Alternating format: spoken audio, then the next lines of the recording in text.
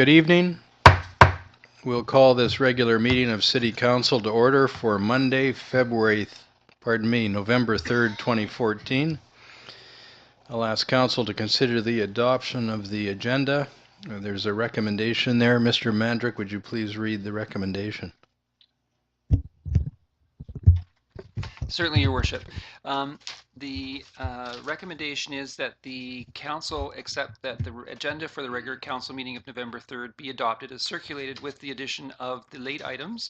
6D, the report from the engineering coordinator, re Digby Island Ferry Refit Award.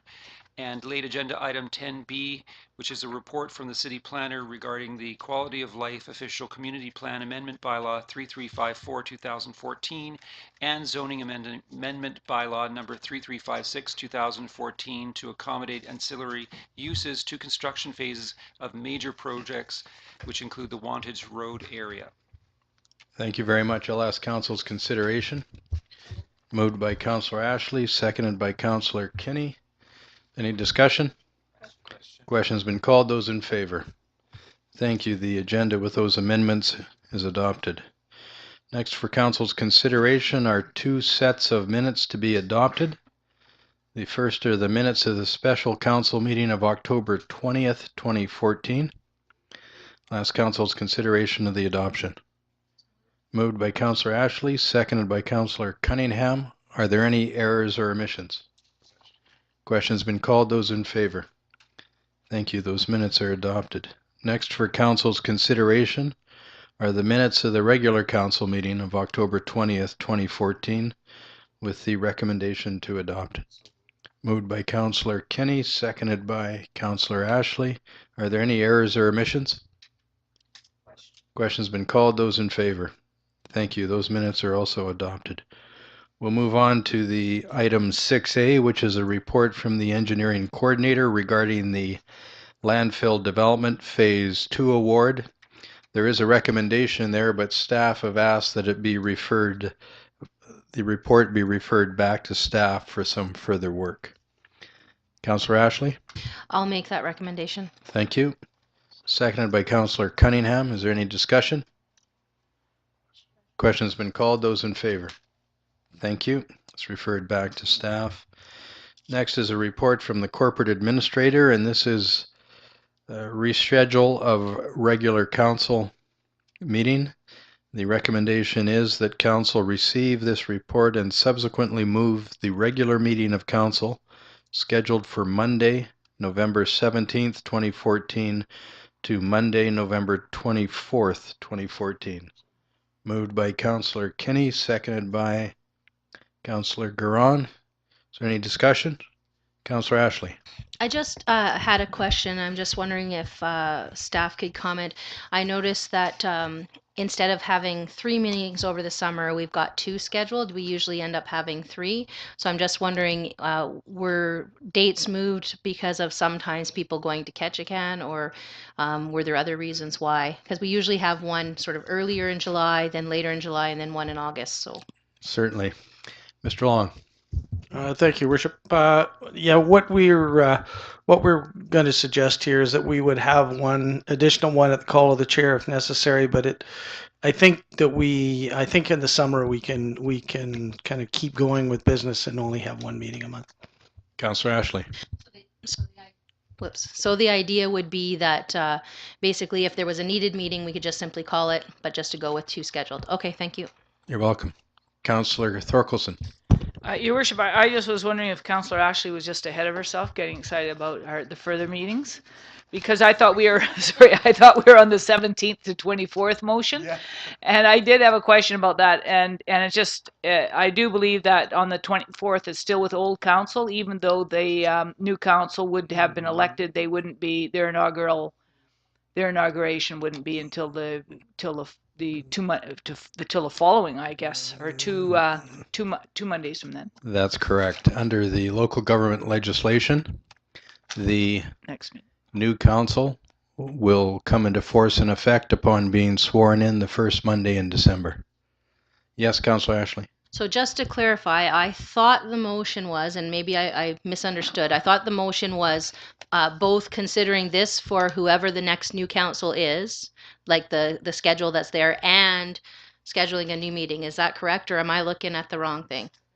No, That's a you're different looking. one? Yes, we're on 6B. The recommendation is that council receive this report and subsequently move the regular meeting of council scheduled for Monday, November 17th, 24th to Monday, November 24th, 2014. Okay, sorry, I was one You ahead. jumped ahead. Okay, that's fine. correct. Thank you. So the matter's been moved and seconded, and is there any further discussion? Question's been called. Those in favor? Thank you. That motion's adopted. Mr. Mandrick, you'll do the appropriate notices. Thank you. So report from the corporate administrator, and this is regarding the 2015 council meeting schedule. Recommendation is that council approve the 2015 council meeting schedule. Councillor Ashley. Well, I'll make that motion. I've already asked the question because obviously I was one ahead of myself. Thank you. Okay, thanks. Seconded by Councillor Garon. Is there any further discussion with regard to the 2015 meeting schedule? Question's been called. Those in favor? Thank you. That motion's adopted. Next is a report from the engineering coordinator. It concerns the Digby Island Ferry Refit Award. The recommendation is that Mayor and Council approve the recommendations of the engineering coordinator and approve the Digby Island Ferry refit contract to Alaska Ship and Dry Dock LLC. Mr. Long, have you got anything further to add to this? No, I don't, Your Worship. This is a requirement usually every 4 years, and the city automatically applies for an exemption for an additional year. So in the case of this vessel, it's we try to do it every 5 years. It is a requirement by the Coast Guard that it is done. It is a passenger carrying vessel. Councillor Ashley. Just for clarification for people that might be wondering what happens with the ferry service while it's in retrofit, could we get an explanation from staff of how the ferry transportation would continue? Certainly, Mr. Long. Yeah, this time we're still working on what that's actually going to look like. I know in the past it's been a barge. We're trying to work on seeing what other options we've got.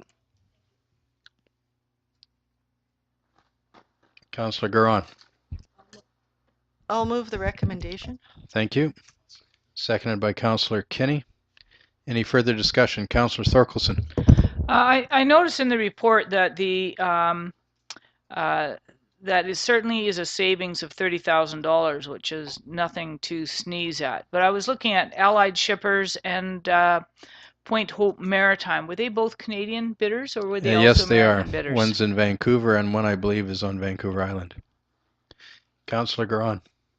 I like the fact that we're, doing some business with our sister city up in Alaska, as well as the fact that the travel time to have the ferry out of service is less. So instead of taking a couple of days to get it back and forth each way, this is only like a 1 day, 6 hour. Well, I don't know how fast our ferry goes, but it's not a full day's run out of Ketchikan to get it back here. So I think, if that ferry is out of service longer than it needs to be, then it costs us more money as well. Right. In this particular case, you could consider it 1 day up, 1 day back. Going down south, it's 3 or 4 days each way, depending on the weather. Councillor Cunningham, do you have a question? I was just going to say, as far as I'm concerned, it's a no-brainer. We're saving money, and the ferry is going to be back in service faster. So, I don't even see why we're discussing it. Councillor Garon. Just for a note, some of us have been up to Ketchikan and we've had a tour of their facility up there, and it's great to know that there is something close by to us that mariners can use in the area. It's unfortunately we don't have something like that here, but it's just nice that in a timely manner people are able to get their boats serviced quicker on the north coast. Thank you. Councillor Ashley. Just a question in terms of cost. I mean, I can understand why Councillor Thorkelson would bring that up. We want to support, local economy, etc. What I'm wondering, though, is obviously if we get the ferry back sooner by using the Alaska Ship and Dry Dock, does it cost us more when we have to use alternative transportation to get things back and forth for the ferry rather than using the regular ferry? Okay, so I'm getting a nod from Yeah, yes, it does. Yes. So yeah, it makes sense to me. Okay, thank you. It's been moved and seconded. Call for the question. Question's been called. Those in favor? Thank you. That motion's adopted. Next, we're down to bylaws. Good evening. Thank you for coming. Appreciate it.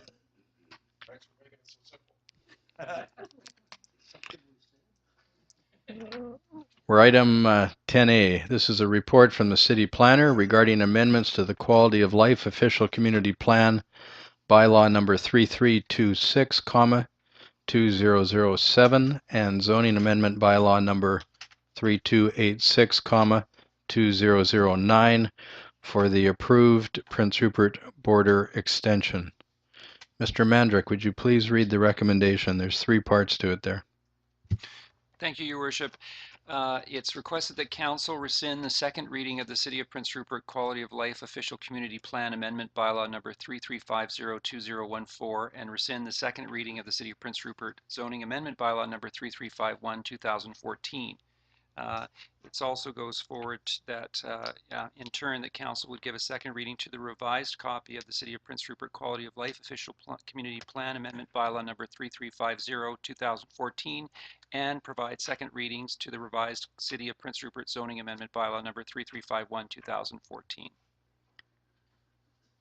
And further, that Council hold a public hearing prior to the regular Council meeting on November 24th, 2014 in this regard. Certainly, and with regard to this matter, will that date hold, or is that going to be one of the dates that changes? Your Worship, is as long as Council is in agreement with those dates, that will hold. Thank you. Could you please show for the record that Councillor Garan has left the council chambers? Thank you. I'll ask Council's consideration of that 3-part recommendation. Councillor Ashley?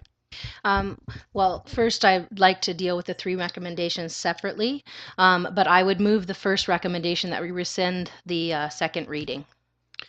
Certainly. Moved by Councillor Ashley, seconded by Councillor Kinney. Is there any discussion?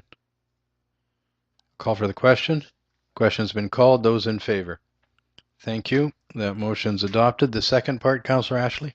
Well, I would move the second part, but I believe that there may be other people that might want to be making amendments, so I'll wait until people, if they do want to make any amendments. Or do I'll ask staff for a procedure. You could move and second it, and then if there's an amendment, the amendment can be made after the recommendation is moved and seconded. Okay, I will move the second recommendation then. Thank you. Is there a seconder? Seconded by Councillor Cunningham. Councillor Thorkelson.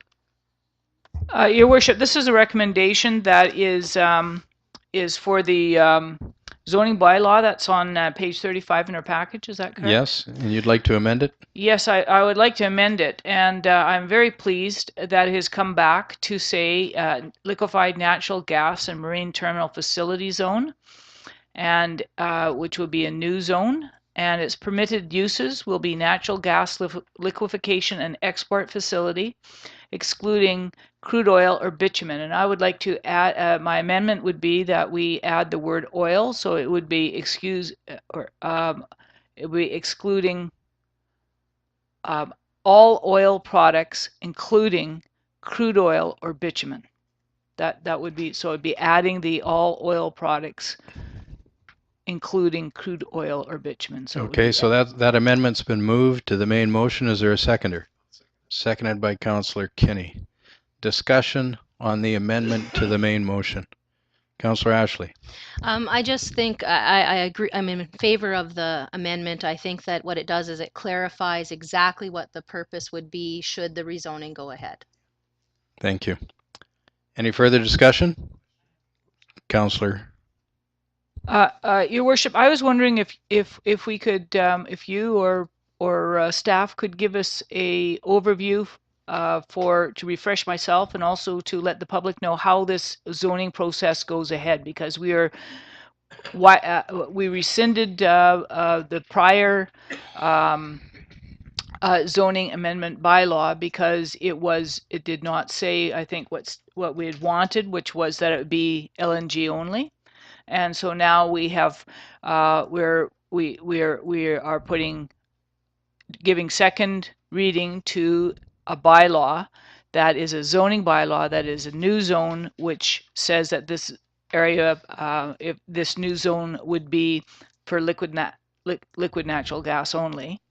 And so I was wondering, how does this work with procedure? What are the rules to a zoning? What's the public involvement and the rules for a zoning?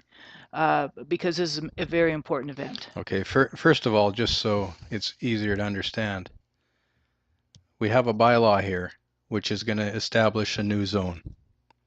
We were concerned about the wording. We wanted more specific wording in there to deal with liquefied natural gas and the use of natural gas only. So in that bylaw to establish that zone, we wanted to make that change.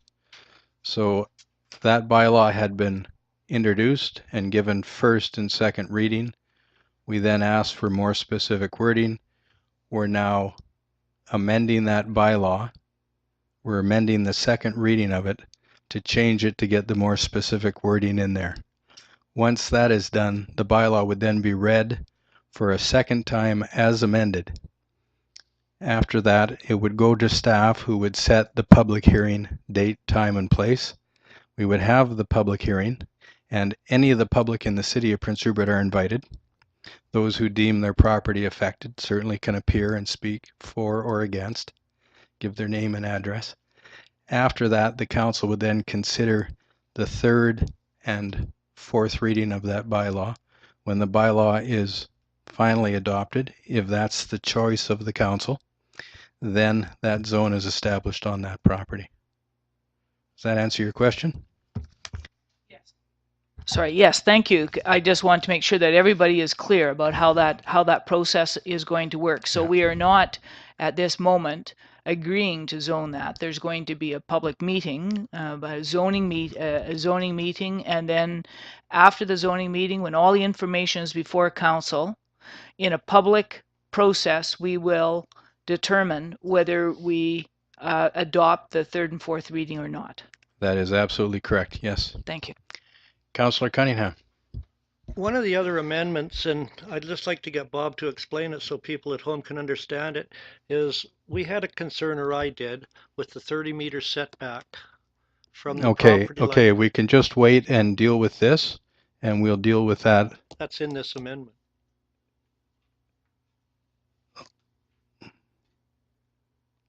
Let's deal with the amendment to the amendment, and then talk about that. Yeah, okay. Okay? I had to be careful how I said that so it would be understood that this is an amendment and council is now considering an amendment to an amendment. Question's been called on the amendment to the amendment. Those in favor of the amendment? Thank you. That amendment passes. Those, well, Councillor, you go ahead and ask your question. Okay, I just wanted Bob to explain for the people at home, because one of the concerns I was given a couple of times was the 30-meter setback from the property line, and people were concerned that somebody could build within 100 feet of the watershed. And now there's been some changes to that in the 752 building setbacks, and I'd like Mr. Long to explain about the height of land, explain the setback, so people at home know what's being done with that particular part about it. Mr. Long? Certainly, Your Worship. You will see on the map that is attached to the amendment that section that is being rezoned into M5 and P1 on any boundaries that are adjacent to another zone, such as the P1 to the M5. It's a 30-meter setback. In fact, in that particular case, the P1 is in fact a bit of a setback because it's a public use area. But to satisfy the desire to make sure that nothing goes on inside our watershed, and the watershed is defined by the height of land where all the water flows into our watershed as opposed to the height of land where it and the cutoff, and that's what you'll see. The line on the map indicates the height, so that all the water flows in the other direction would flow actually westerly. So you can see that there's a dotted line, which is actually the height of land. Different parts of it are different distances from our watershed to make the specific precise difference between Schwatlands Lake, which is not actually technically, it's part of our watershed, but it's not part of our water supply.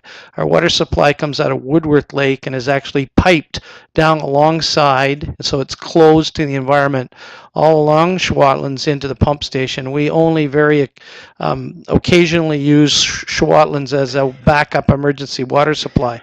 So so what we've done here, in addition to the line which demarks the height of land, we've also put another 50-meter setback just to be more than safe, to make sure that nothing can flow into our watershed. And that should satisfy, I think, the conversation that we had. That's an amendment that we talked about at the last meeting. Hopefully that clarifies that issue. Thank you. I'll ask the council to consider those in favor of the amendment as amended. Please. Question's been called. Those in favor? Thank you. That amendment as amended is adopted. The third item in the recommendation, Councillor Ashley. This is the part that I think that maybe we need to wait on. So I'm going to move a different process than what is recommended here. Certainly. What I am going to move is the following.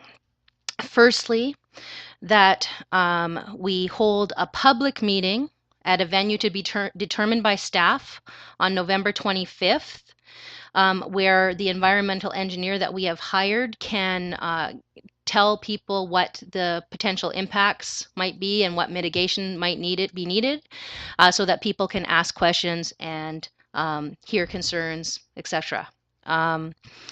After that public meeting on November 25th, I would then further move that there is a public hearing for the zoning process, again at a venue to be determined by staff on December 3rd, and if necessary, December 4th, depending on how many people we get out, so that people can bring their concerns regarding the zoning bylaw that's being presented in front of the newly elected council, because I think that is who should be hearing this. And then lastly, that the zoning consideration be put on the December 8th meeting for the newly elected council. Okay, I'll second that. Councillor Thorkelson. Again, Speaking to that? Yes, and again, it's a process question, Your Worship. I just wanted to know what the difference between a public meeting would be and a public hearing would be, and so that we again not have any public confusion about that. Certainly. In this motion, just moved and seconded, it's been put forward that a public meeting be held on November 25th. Public meeting, of course, is different from a public hearing. At the public meeting, the proponent for the project could be there to explain the project. The environmental engineer that the city has hired would be there to explain the findings of the report that they're presenting.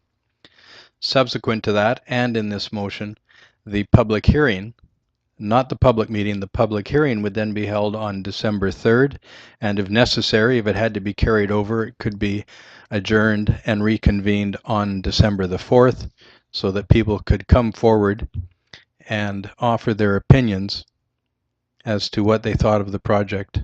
And the wording in the local government legislation states that those who deem their property affected by the proposed rezoning are certainly welcome to come forward, give their name, give their address, and to speak as to whether they're for or against. And then also in the motion, it is recommended that December 8th, the bylaw then would be considered by the council, that is the zoning bylaw, regarding this matter. that satisfy? Your worship, I just looking, so if I just want to make it so that I'm crystal clear, and I guess so that anybody who's listening is crystal clear, is that on the public meeting on November 25th, and then if there is overflow, we would do it on the November 26th. Oh, just No, just the public meeting one night. one night, Yeah. and that is so that we give a chance for the project proponent and the city's environmental engineer Yes. to give, or I guess I keep saying the city, I guess I've been caught up in that. It's actually Our hired through contractor, local contractor. through the legacy fund that we set up, or the legacy Right. corporation. Let's that we get set up. Mr. Long to explain the Legacy Corporation and the funding for the environmental engineer. Mr. Long. Certainly, Your Worship. Some time back now, Council passed a resolution and made it passed an open resolution for Legacy Inc. to move forward to actually hire someone with the skills to actually advise on environmental matters. And as Legacy Inc. is a wholly owned company of the city and has the resources to do that came directly from the proponent and not from the city's budget. We went ahead and did that, and that report will be made part of this process first at the public meeting, which is it's a dialogue that comes from the experts to the public, and then at the public hearing, it's actually the dialogue that comes from the public to council, which act in a quasi-judicial manner, so almost like a judge, to listen to the pros and cons of the proposal of the rezoning, and in fact gets all the information, including the information that Legacy has hired this particular individual to do, and the information that the proponent will bring forward, and the information that your staff will bring forward. So it needs to be looked at all in the context of your quasi-judicial actions. In other words, you kind of act like a judge. You hear all the evidence that's brought before you, and then you make the best decision for the community's interests. And Your Worship, that part is the public hearing, and the public meeting is when the public can actually doesn't have to try to convince council one way or the other. The public is there to ask the proponent questions, ask the environmental engineer questions, so that the public will have millions of questions, I would imagine, about the process, how it's going to work, what the possible contaminants are on this and on that, what the possible impacts could be, what the economic generator might be for the city, and then the public hearing is where the citizens of Prince Rupert get to come and talk to City Council in a public hearing, and then City Council will consider that on December 8th, and on December 8th, Council will consider it and then vote yes or no. That's correct. That's how the process works. If this motion passes, If yes. this motion passes. But certainly the evening for the public meeting is information only, where there can be lots of questions asked. If there's no further discussion, Councillor Ashley? I just wanted to, and it's more just in terms of the process, and I don't think it needs to be part of the motion, but just because this is so important for the people of Prince Rupert, I just wanted to make sure that, you know, whoever ends up getting elected on November 15th, that we make sure that newly elected councillors are also made aware of the meeting and are invited so that they know what's happening. Also, of course, we need to advertise this so that people know what's happening. There's a lot of people that are concerned about it, and I think it's important that we kind of, you know, go above and beyond in terms of trying to make sure that people know that this is happening. And then I just had a question for staff, and it doesn't have to be answered right now. I'm wondering whether, especially with the public information or session, if there's some way we could tape it and then put it online for people, because if people can't make it, that would allow them to be able to see it, because sometimes people might not be able to make that one night. So those are just some questions that staff can Certainly deal with. I think staff will get back to us on that. Thank you. There's no further discussion. I'll call for the question. Question's been called. Those in favor? Thank you. The next item is a report from the city planner regarding quality of life official community plan amendment bylaw number 3354 2014 and zoning amendment bylaw number 3356 2014 to accommodate ancillary uses to construction phases of major projects, and this is in the Wantage Road area. The recommendation is that council introduce and give first and second reading to the City of Prince Rupert Quality of Life Official Community Plan Amendment Bylaw number 3354, 2014 and Zoning Amendment Bylaw number 3356, 2014 and call a public hearing for November 24th. Mr. Long, would you please, or Mr. Mandrick, please provide the background to the text of this bylaw should this motion be adopted? Okay, I'll go. Thank you. Yes, basically this is a, I think what we call a temporal zone. So this is a zone to facilitate activities within our zoning bylaw that will take place for a finite period of time. It's a bit of a outside the normal thinking. Most municipalities zone for the long haul. For basically each piece of property has a zoning designation, and we anticipate it going on forever. But this particular case, because we are anticipating major development in the community, we are proposing a zone which actually allows for the development of camps and laydown areas, and that are really directly attributable to the possibilities of some major development. So we're actually trying to be proactive. I think what the planner's done here is kind of laid out a very narrow opportunity for us to be able to accommodate the people who will be here with these major projects, be part of a beneficial part of the community. It also shows that we as a community are open and available to be able to house and welcome the people who may be here working on some major projects.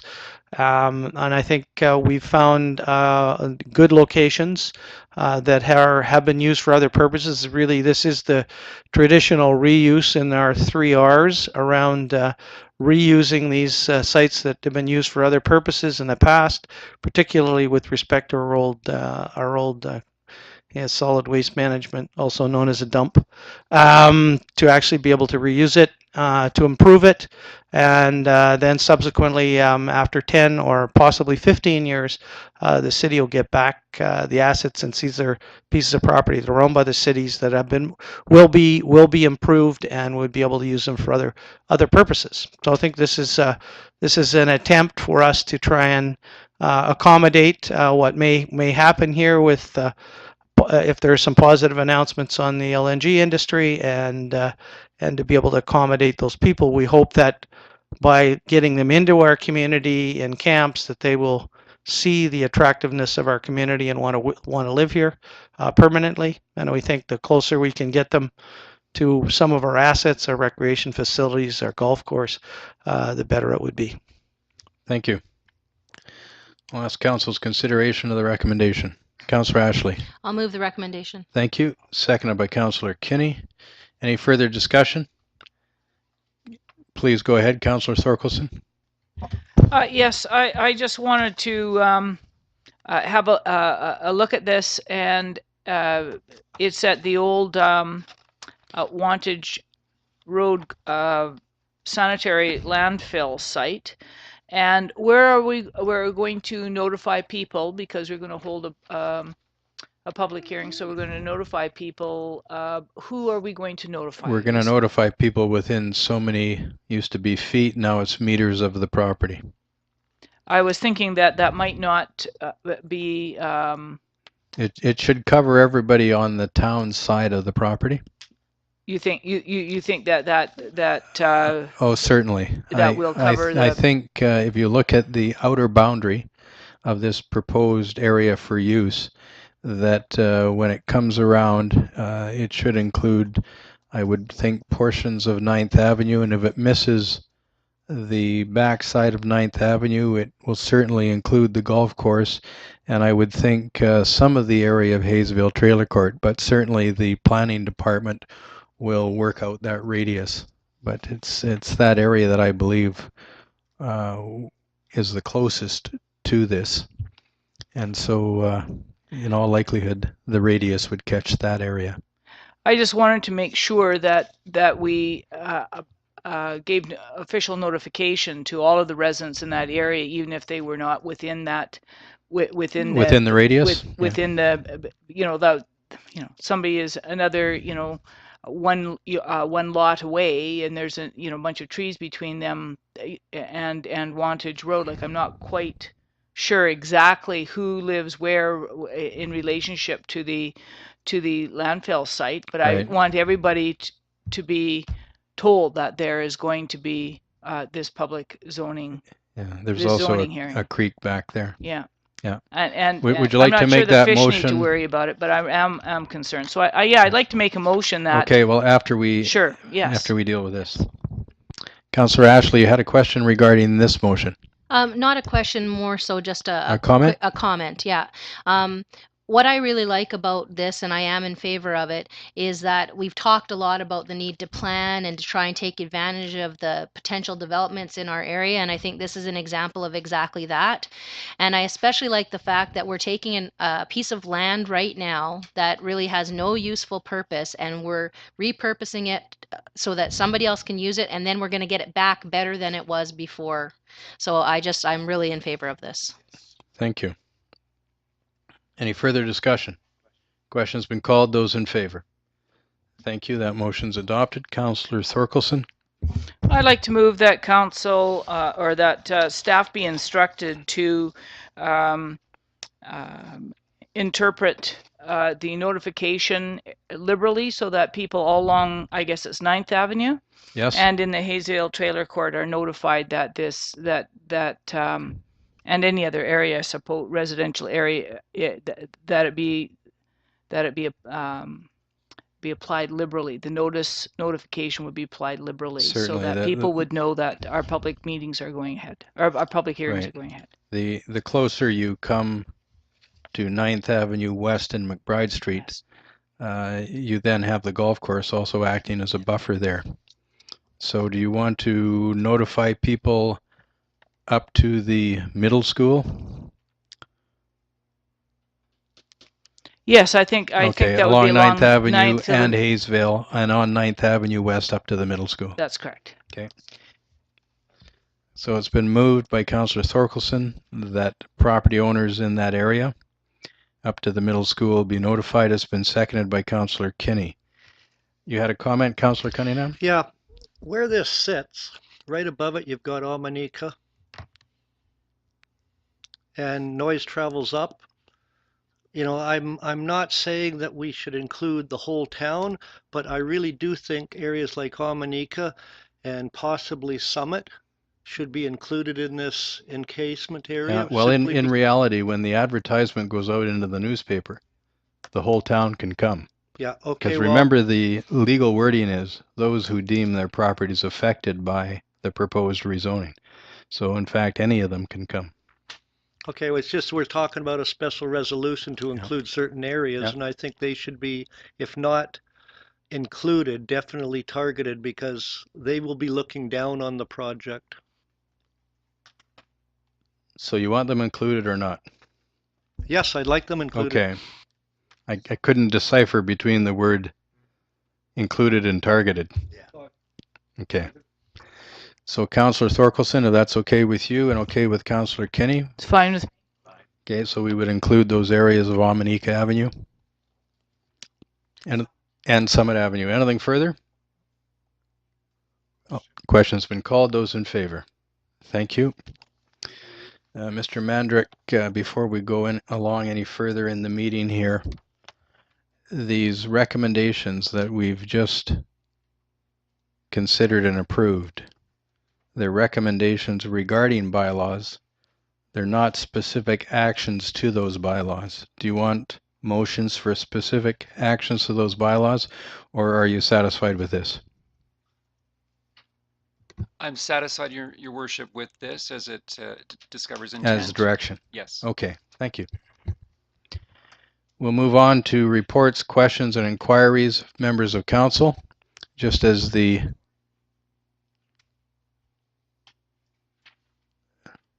city manager is coming back to his chair. Councillor Ashley. Yes, I just had a couple of questions. The first one, I've had some questions from people about how Prince Rupert Legacy Corporation works, and wondering if there might be some way that we could put the articles of incorporation, or I can't remember exactly, I think that's what they're called, a link somewhere on the website so that people can access them. I'm wondering if that's possible that staff could do that. Mr. Long? Yes, we could do that. Okay, That shouldn't certainly. be too difficult. The Prince Rupert Legacy Corporation is a wholly owned incorporated entity owned by the city of Prince Rupert, and it was put in place to deal with considerations for some sort of use on District Lot 444.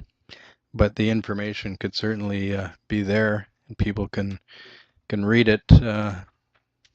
Some of it's pretty dry, but it'll be there. Councillor Ashley. The second thing, we got an email.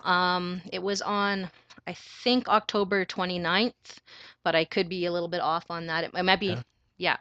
So anyways, it was from the Federation of Canadian Municipalities, and it was about wastewater treatment. And it asked councils to consider sending a letter to, and I'm just going to open up my thing that has the information on it. I'm just going to read this. A dedicated fund for wastewater treatment upgrades needed. We know that that's part of what we need, absolutely, right? So it just goes to say that, they're going to be unaffordable for many municipalities, that FCM needs assistance to tell the federal government that a long-term dedicated federal fund is needed.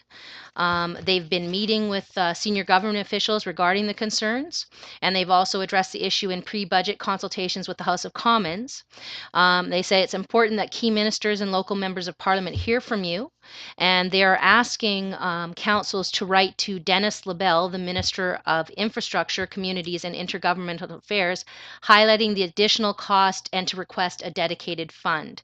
And they're asking us to copy that letter to the Finance Minister, Joe Oliver, Environment Minister, Leona Aglukat, yeah, and our MPs in our municipality and the FCM, and they have a template letter in the email. And I would like to make a motion that we have staff forward a letter. Follow with up on that information. matter. Yeah. Using the pro forma letter. Yeah. Okay. Council understands the motion. Is there a seconder? Yeah. Seconded by Councillor Cunningham. Any further discussion? Question's been called. Those in favor? Thank you. That motion's adopted. Were reports, questions, and inquiries from members of council. Is there anything further? Councillor Thorkelson. Yeah, there's one also in our package, and I thought it would be something that it's something that we've been somewhat discussing around for a long time, and I'm not sure, Your Worship, but this is exactly meets what we are talking about. But it's called. There was at UBCM there was a report that explores First Nations taxation, the development of local government service agreements, and related legislative developments. And the report was prepared by Professor Robert Bish and Fiscal Realities economists. And they want feedback by November 19th. And I'm not suggesting that we can, in a short time, get feedback together. Sort of a ridiculous date for UBCM to look at. But I was wondering if we can get a copy of this handed around, because it's some of the things that we were talking about was relationships with our neighboring First Nations and looking at perhaps revenue sharing agreements that would include them. If we want to have a development plan on the other side of the harbor, how would we, what kinds of things could we do to talk to Metlakatla and Lac aux Lambs and whoever else has title and possible title and rights to the property, or negotiations for treaty time. And I think that it might be helpful to help us in our C2C discussions. And I really think that with all the development going on, we need to have something that we can have a discussion with them about. Certainly. Mr. Mandrick, would you get a couple of copies of that and see that they're available to members of council? Certainly, Your Worship. Thank you. Anything further? Councillor Kinney. Sorry, that's the second time I've missed you. Thank you, Your Worship. I just want to take this opportunity to thank everybody that was involved with the Halloween Fest, and what a wonderful job they have done. The kids had a fantastic time. It was a beautiful night. The place was absolutely packed, and the fireworks was really good. And I think those people deserve a lot of credit for what they do. Would you like to send them a letter of thanks? Please do. Okay. Mr. Mandrick, if you'd look after that, please. And if you get it done before December the 1st, I think all members of council would like to sign that. Councillor Cunningham. Has anyone ever recognized Glenn Saunders from Cow Bay Gift Shop? For Numerous times, yes. Yes? Okay. Yes, I for Paint Prince Rupert. Yeah. And for other work that he's done. And the He's Civic- also the Civic Center. involved in another item, which I believe all in good time he'll be acknowledged for. I think they're just putting that together. Thank you. Yeah, he has taken various initiatives in the community, and it is appreciated. Councillor Ashley. I just want to take this opportunity. I did it last time. I'm going to do it again. I really do want to get more people out voting, regardless of who you vote for. So I just wanted to remind everybody to vote, and I would ask that maybe if you wanted to or staff wanted to remind people of the voting dates. Mr. Mandrick, if you would, sir. I'd be delighted, Your Worship. The advance polls will take place starting Wednesday, November the 5th at City Hall, and it goes from 8 a.m. to 8 p.m. It again occurs on Friday, November the 7th at City Hall from 8 a.m. to 8 p.m. and then again Wednesday, November the 12th from 8 a.m. to 8 p.m. Additional to that, at the Prince Rupert Regional Hospital from 1 p.m. to 5 p.m. we'll have advanced voting on Thursday, November 13th. At the Prince Rupert Regional Hospital from 1 to 2:30 p.m. on Thursday, November the 13th, we'll have bed-to-bed polling, voting. And at the Acropolis Manor on November the 13th, we'll be present from 2:30 p.m. to 5 p.m. for the advanced polling. And the date of general polling? Is November the 15th. Thank you. Councillor Ashley. Just another thing on that, and I'm glad that it kind of came to my mind because I might have forgotten it. I was reading about some ideas that Kitimat and Terrace are doing to try and encourage people to vote. And one of the things, I think it's Terrace, I could be wrong, they are offering free transit on November 15th to encourage people to vote. And I'm wondering if staff knows how much that would cost us to offer free transit on November 15th just to encourage people to get out and vote. This would be on the bus, On the bus, yeah. yeah. Mr. Long, any ideas? I wouldn't know off the top of my head, but I can certainly find out. Councillor Ashley.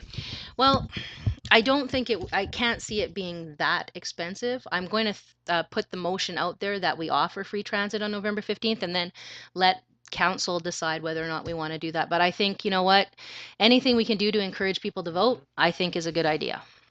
So I'm going to make that motion. Perhaps some sort of lottery.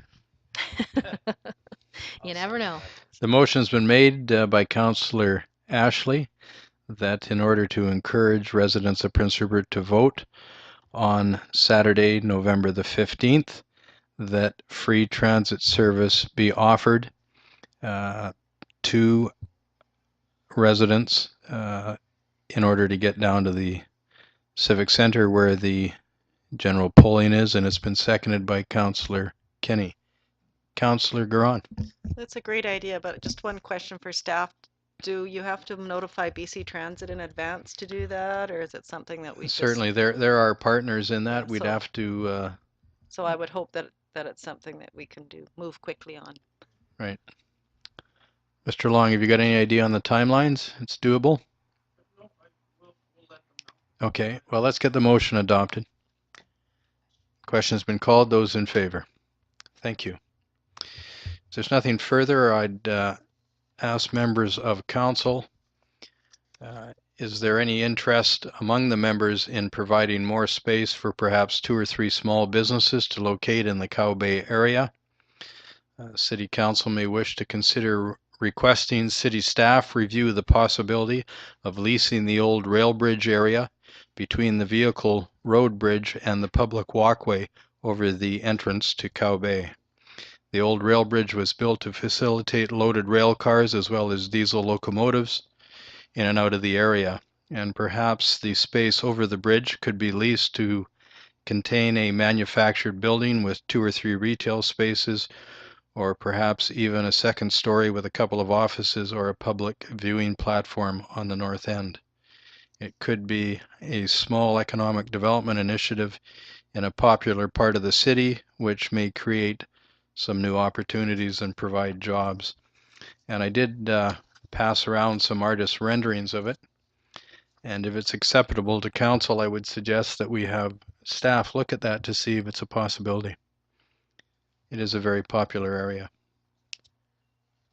Councillor Garon. I think it's a great idea. I remember it's something I looked at about 15, 20 years ago, and city staff weren't on board with it at the time, or the council of the day, I don't believe. But I don't think it came that far. But I think your concept is good. The artist's conception on your picture isn't very pleasing, so but it is a great idea. I'd be curious to see. I'm sure, I know there are people interested in doing something just like that, so I don't think it would be a very hard sell. Would you like to make a I would motion? also, my other for- question is, yes?